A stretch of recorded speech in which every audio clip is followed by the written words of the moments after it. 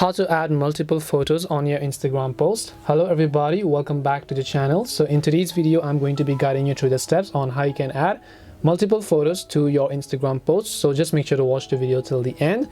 In order to add multiple photos to your Instagram post, all you have to do is open up Instagram, then just come to the profile page from the bottom right of the screen.